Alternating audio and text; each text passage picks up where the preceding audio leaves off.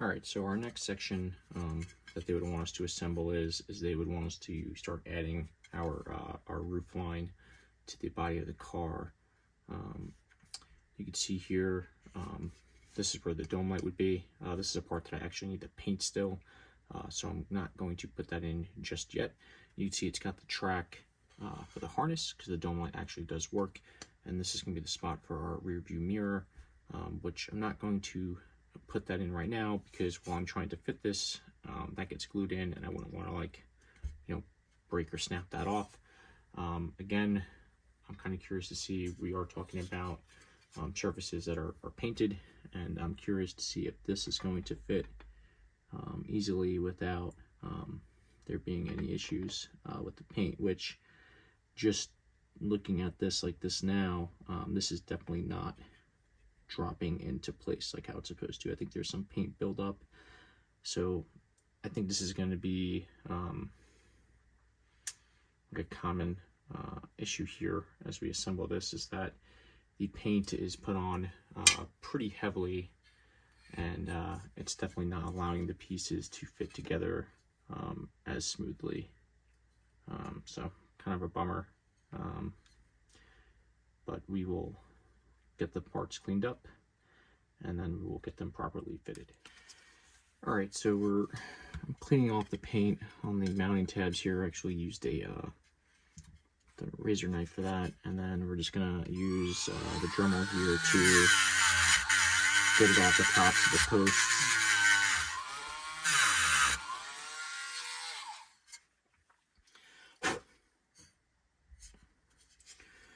All right, so we got the paint pretty well cleared off of the mounting tabs here, and we'll do a little test fitting now and see how that goes.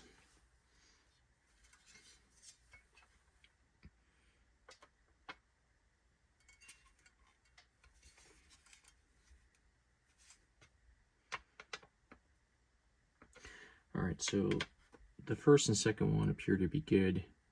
This back one here is definitely not sliding in. I'm going to try to remove some of the paint material from inside this spot here.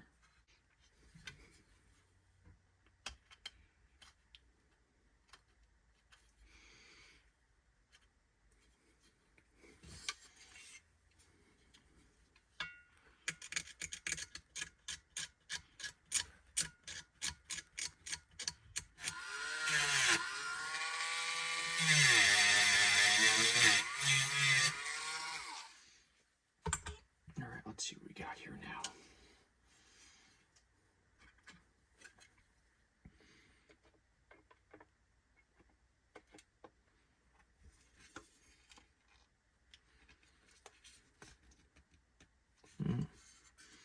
Still pretty tight.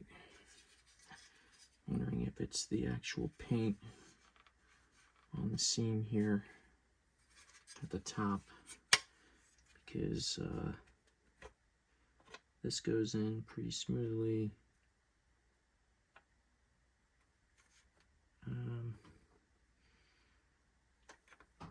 There, I have to remove some more material. All right, so that was interesting, I guess we could say. It took a lot to get that roof panel in. I had to clean up all the embossed mounting points on the roof line, the 3 on each side.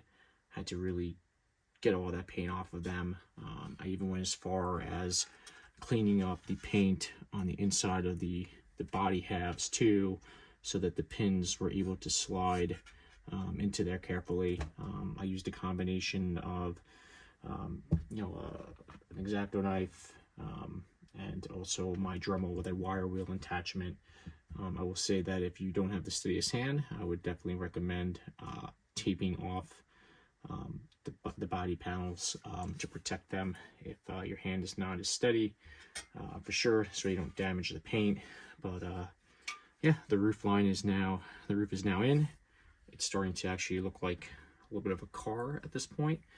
And we're going to keep moving on. I think one of the next steps is going to be to put the cowl in place and the trunk body half. I might actually have to take one of the halves off to get those in place. I kind of wanted to see how the roof assembled as a whole, to make sure that these body lines here were good. So if anything, I might just have to take one side off in order to get like the trunk piece in and the cowl piece in, because I think what they want you to do is just kind of insert it into one side, tighten it all down, then put your other half on and then tighten it down. But we'll do a little backtracking and then we'll get there. All right, so we got our trunk panel in place, and that's going to get secured with some 3x6mm hardware. Good old-fashioned MIP ball drive will help us out here in the tight space. This way we can get a little bit of an angle on it. One thing I should have mentioned earlier was the paint on the roof panel where the hardware went. I also had to run the tap, the M2 tap, back through that roof panel in all 6 spots. There was paint buildup, and those tiny screws were not sitting good. And I think that's going to kind of be something we're going to see a lot going forward, because even this trunk panel right now, unfortunately, we're not going to be able to put this in at the moment. Yeah, so there seems to be a lot of paint buildup in the threads. Some of the threads are super smooth, and some of the other ones not so much. So I think what I'm going to do is, before I go any further, is I'm just going to actually run the appropriate size tap through all the mounting holes to clean up the paint out of them, because otherwise it's just going to constantly delay the build going forward. So let's do it first. All right, so obviously with many of RC's, M3s, whatever, our most popular sizes, so I've got this nice M3 tap driver here, and we're just going to run this through all of the holes in the body that require an M3 screw, because there's definitely a lot of paint. I think even maybe like some sand and material type of stuff, perhaps from the casting of the parts, because this thing is kind of like, I guess I would kind of equate it to that of like a Hot Wheels car almost. So I think during the casting process there's just been some buildup, so we're just going to run the tap through, make sure all of our holes are nice and clean. This one here is definitely gritty, to say the least. That was the one I noticed we were having a problem with. I went to put that trunk liner in. So we're gonna just clean them all up. Use a little bit of shock oil on the tap just to keep that moving freely. Clean our debris out of the tap. I'll run it back to this one too, so I forgot to put oil on there originally. Get this one a little bit better. You could hear it. I mean, some of these are really like gritty. I don't know if that's paint buildup or what debris is in there, but it's definitely it's jamming us up. So now I look at this, something like having to do something like this as, being part of the hobby. Other people might disagree. Other people might be thinking, hey, you paid how much money for this thing and you're sitting here tapping all the holes on the body, like that's ridiculous. I don't really know. I mean, I understand the expense that was paid for it. You might be thinking it should be perfect, but I think anyone that's in this hobby knows that that's far and few between. This is part of it, and it's not the end of the world. It's all stuff that's pretty, easily resolved. Obviously it is time consuming nonetheless, but it is what it is. All right, so we got all of our body holes cleaned out, and now we can finally work on getting the trunk inner panel liner installed. Now that our mounting holes are free of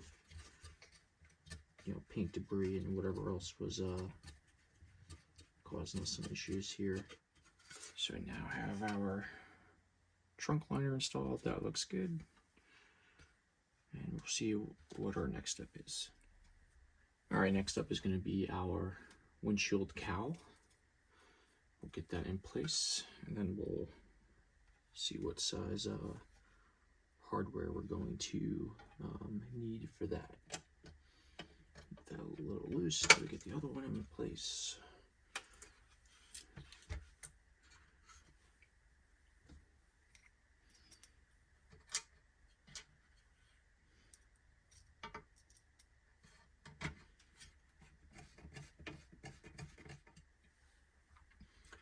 Alright, our windshield cowl is installed.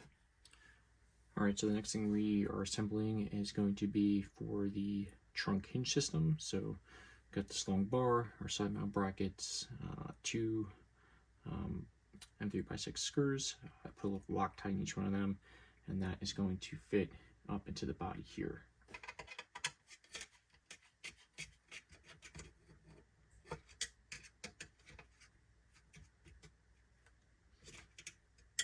Alright, our trunk bracket is installed. Alright, so our next step is going to be getting our trunk hinges installed.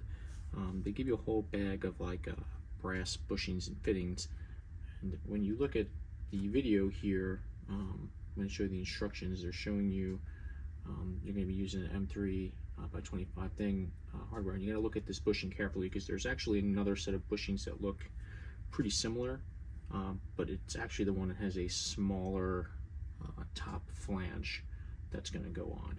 So let's get that installed.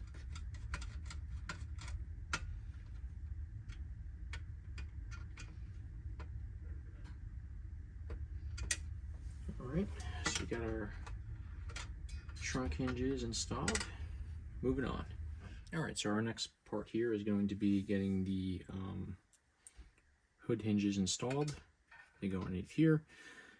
Again, you have another bushing, some more M3 hardware, and I'm just going to apply a little bit of Loctite. And we're going to get this into place on either side. Alright, hood hinges are good to go. Easy enough. Alright, so we just installed this here rear bumper bracket. And next up, we're going to install our radiator support, which is going to allow us to mount our headlights and all that other stuff. So that's next up. Alright, that takes a little bit of finagling to get into there. And then I believe that's going to be held in with some more